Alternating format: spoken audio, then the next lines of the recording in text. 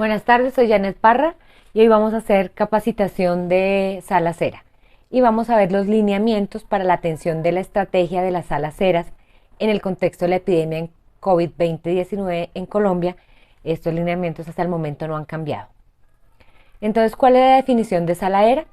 Esta es una estrategia de atención primaria en salud que permite atender de forma oportuna los casos de enfermedad respiratoria aguda en aquellos pacientes que se consideran que no requieren para el manejo de su cuadro agudo una estancia mayor de 4 a 6 horas en instituciones prestadoras del servicio de salud de todos los grados de complejidad. Para esto se debe definir un espacio en el cual se dispongan de los insumos necesarios para brindar soporte en el manejo ambulatorio a los pacientes con cuadro respiratorio agudo o con algún componente de dificultad respiratoria no complicada y que no requiera hospitalización. Vamos a mirar los propósitos de la sala era. El propósito de la sala era es disminuir la morbimortalidad por enfermedad respiratoria aguda, manejar los casos tempranamente y de manera estandarizada, facilitar el diagnóstico, la clasificación de severidad y la identificación de factores de riesgo, racionalizar la hospitalización, el nivel de hospitalización, el uso de paraclínicos, el uso de antibióticos y las medidas de higiene bronquial. Además, tiene como pilar la educación del paciente y esto es lo más importante, debemos educar al paciente y a sus cuidadores para el manejo en la casa. Debemos detectar tempranamente los signos de alarma y enseñarles a las familias los signos de alarma de infección respiratoria aguda. Y estos pacientes que ingresan a sala era van a tener un seguimiento posterior a las 48 y a los 7 días para verificar la evolución del cuadro. Y debemos recalcar en ese seguimiento las medidas sobre cuidado y la disminución de transmisión a los demás integrantes de la familia. ¿Cuáles son los criterios para la atención en sala era?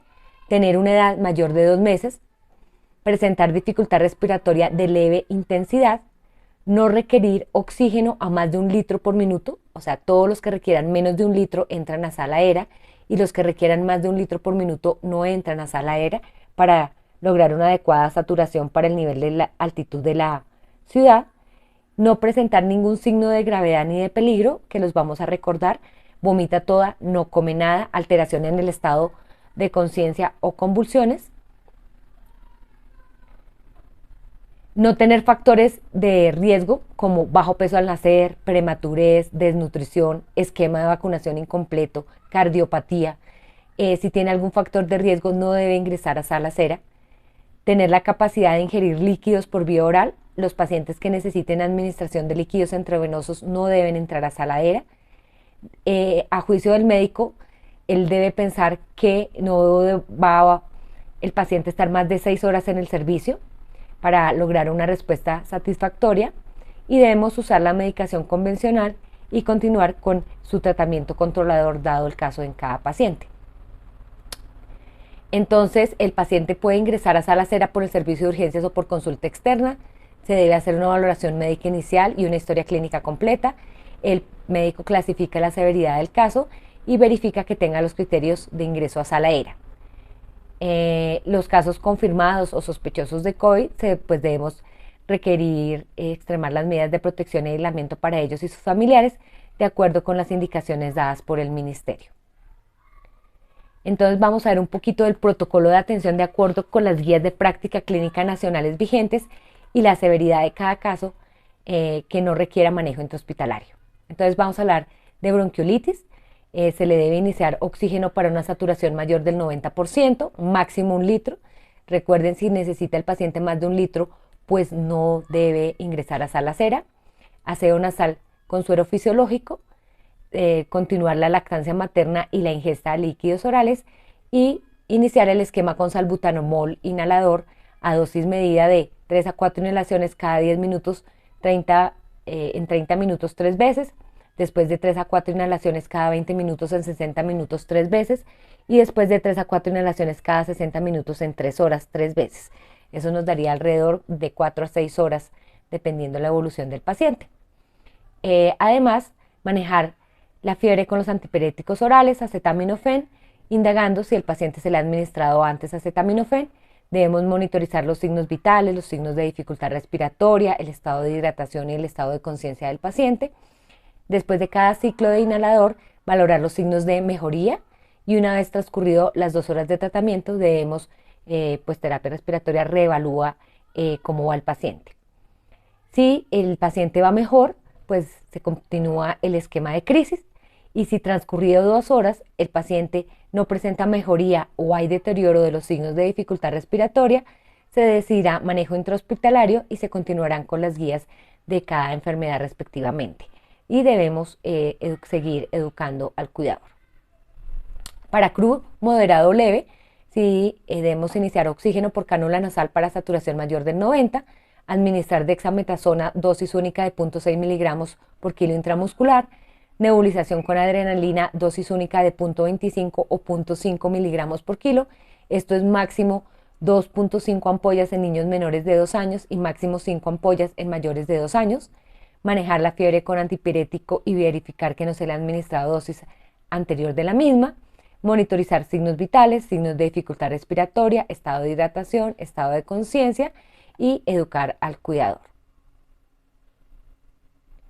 En el episodio sibilante recurrente, iniciamos oxígeno por soporte por cánula nasal para una saturación mayor del 90%, máximo 1 litro, aseo nasal con suero fisiológico si el paciente lo requiere, continuar la lactancia y la ingesta de líquidos orales, iniciar el esquema de salbutamol con dosis medida de 3 a 4 inhalaciones cada 20 minutos en 60 minutos 3 veces o 3 a 4 inhalaciones 60 minutos por 3 horas y educar al cuidador.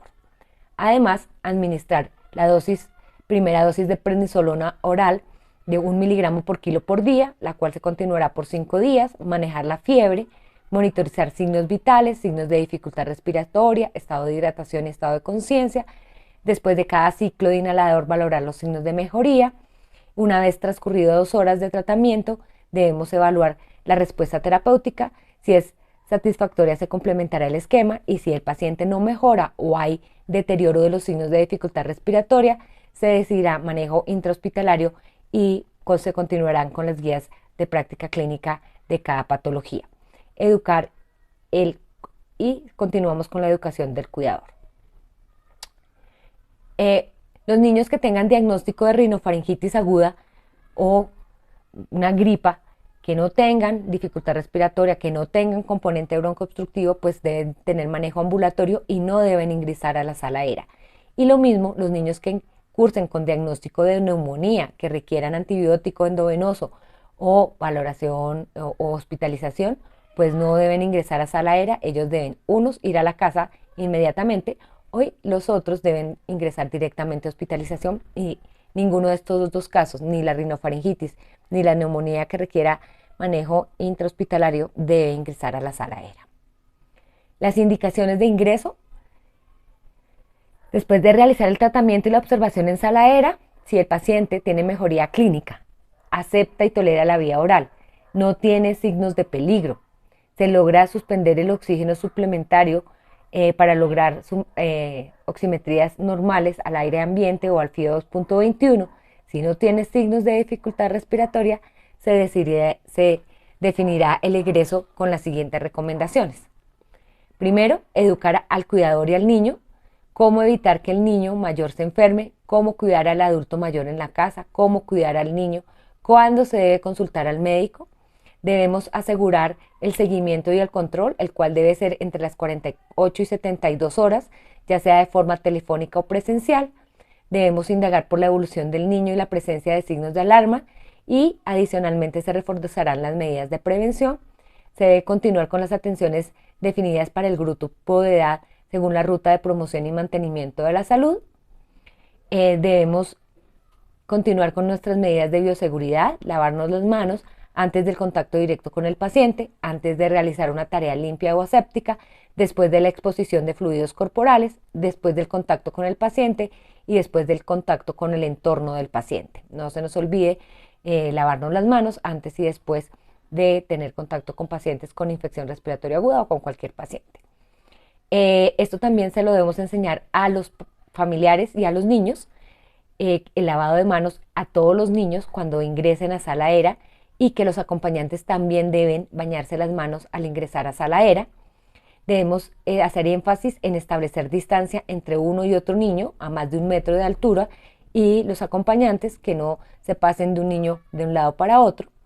Deben continuar con el empleo de tapabocas en todos los casos sintomáticos con estricto lavado de manos y si se considera un caso sospechoso de COVID, este será atendido de forma aislada.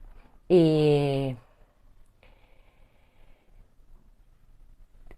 las salas se deben continuar con las medidas requeridas de bioseguridad, disminuyendo al máximo los riesgos de infecciones asociados a la atención de salud, según la resolución 3100 del 2019, y se debe intensificar la limpieza de superficies y de implementos en el interior de sala era, asegurando la eliminación y mitigación de gérmenes patógenos, según indicado en el lineamiento de limpieza y desinfección en los servicios de salud que prestan atención en casos nuevos de coronavirus en Colombia.